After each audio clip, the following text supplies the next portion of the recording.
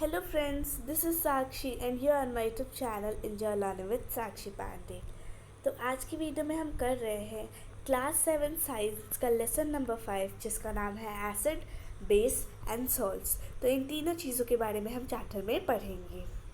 तो सबसे पहले हम स्टार्ट करते हैं अपने फर्स्ट टॉपिक यानी कि एसिड से।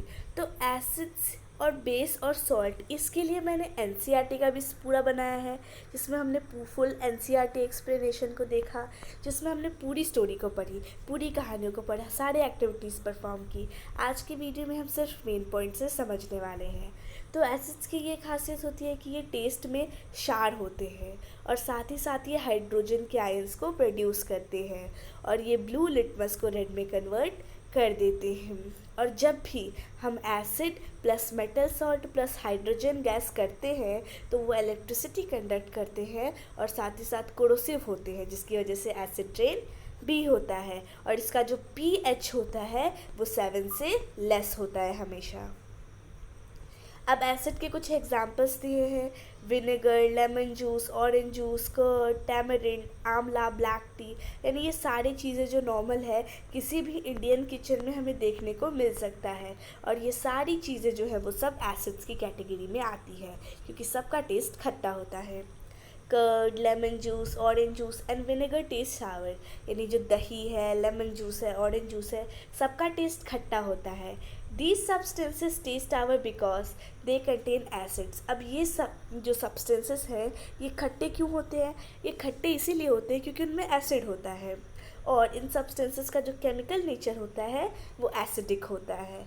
The word acid comes from the Latin word acere which means sour।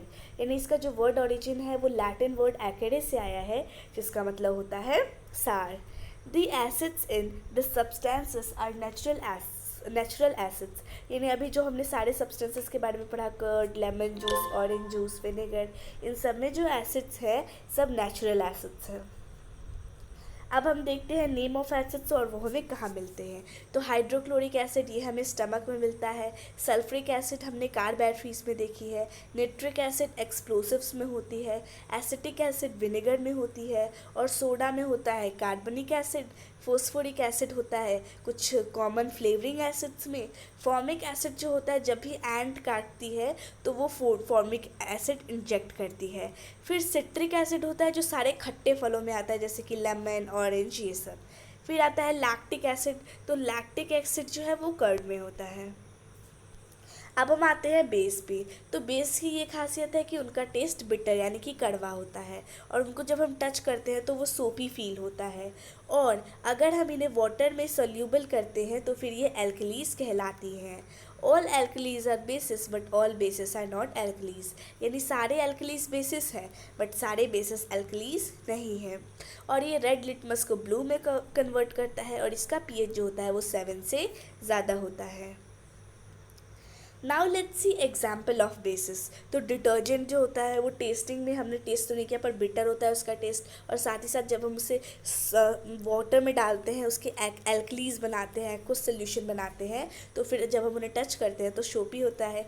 Drain cleaner, antacid base, ammonia, soaps, lime water, milk of magnesia सब एक बेस है। अब बेस के बारे में, बेकिंग सोडा टेस्ट सावर। यानी बेकिंग सोडा का जो टेस्ट होता है वो सावर होता है।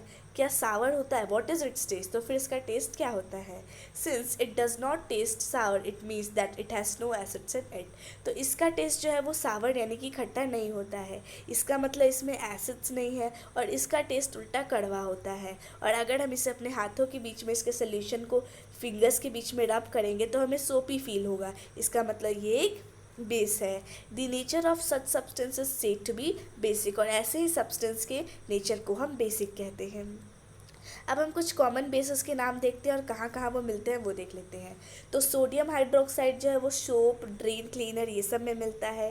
मैग्नीशियम हाइड्रोक्साइड एंटासिड्स में होता है। अल्यूमिनियम हाइड्रोक्साइड एंटासिड और डिओड्रेंट्स में होता है। कैल्शियम हाइड्रोक्साइड लाइम वाटर में मिलता है। अमोनियम हाइड्रोक्साइड विंडो क्लीनर्स में होता है। Magnesium hydroxide milk of magnesia में होता है और जो अमोनियम हाइड्रोक्साइड होता है वो अमोनिया में ही पाया जाता है। Now let's see weak versus strong base, यानी बेस तो है पर एक वीक है और एक स्ट्रॉन्ग है। तो वीक बेसिस की कैटेगरी में आ जाता है पोटेशियम कार्बोनेट, सोडियम कार्बोनेट और अमोनिया, जबकि जो स्ट्रॉन्ग बेसिस होते हैं उसमें आ जाता है सोडियम हाइड्रोक्साइड और sodium phosphate. Now let's see our next topic which is natural indicators. तो इंडिकेटर्स का मतलब वो सब्सटेंस होते हैं जो कि हमें बताते हैं कि कोई भी सब्सटेंस बेस है या फिर एसिड, ठीक है। अब वो नेचुरल यानी कुछ ऐसे इंडिकेटर्स हमें नेचुरली मिलते हैं। तो उनमें पहला है litmus. The most commonly used indicator is litmus, यानी सबसे ज़्यादा कॉमनली जो यूज़ होता है वो है litmus. It is extracted from lichens, यानी इसको लीचेंस से एक्सट्रैक्ट किया जाता है। It has a purple colour in distilled water, यानी जब हम इसको डिस्टिल्ड वाटर में रखते हैं तो फिर वो पर्पल कलर का होता है। अब लगे हाथ तो आपको ये भी बता देती हूँ कि डिस्टिल वाटर का मतलब क्या होता है। डिस्टिल वाटर का मतलब होता है कि जिस वाटर में कोई भी मिनरल्स ये सब एडेड ना हो। जैसे कि अगर हम आर ओ के पानी बोलते हैं तो वो भी हमारा डिस्टिल्ड वाटर नहीं है, क्योंकि डिस्टिल्ड वाटर एकदम प्योर होता है, उसमें मिनरल्स तक नहीं होते। जबकि जो आर ओ वाटर होता है उसमें मिनरल्स होते हैं, और डिस्टिल्ड वाटर जो होता है वो सिर्फ हमें लेबोरेटरीज में देखने को मिलता है। When added to an acidic solution it turns red, and when added to basic solutions it turns blue। यानी जब भी हम ये लिटमस को डालते हैं एसिडिक सोल्यूशन में तो इसका कलर रेड हो जाता है, और बेसिक में डालते हैं तो इसका कलर ब्लू हो जाता है। It will be in the form of solution और in the form of strips of paper, यानी या तो ये हमें सोल्यूशन के फॉर्म में मिलता है या फिर पेपर की स्ट्रिप्स के रूप में, जिन्हें हम लिटमस पेपर कहते हैं। आप कुछ इंडिकेटर के एग्जाम्पल्स हैं, अभी हमने लिटमस पढ़ा, तो लिटमस या तो पेपर में अवेलेबल होता है या फिर सोल्यूशन में। दूसरा है टर्मरिक यानी कि हल्दी, तीसरा है चाइना रोज़, और चौथा है फेनोल्फथालीन, यानी कि इसको पीएच भी हम कहते हैं। अब हमारा प्रोसेस आता है न्यूट्रलाइजेशन का। अभी when an acidic solution is mixed with a basic solution, जब हम एक एसिडिक सोल्यूशन को एक बेसिक सोल्यूशन से मिलाते हैं तो फिर दोनों सोल्यूशन जो है वो एक दूसरे के इफेक्ट को न्यूट्रलाइज करते हैं, यानी दोनों एक दूसरे को काटते हैं।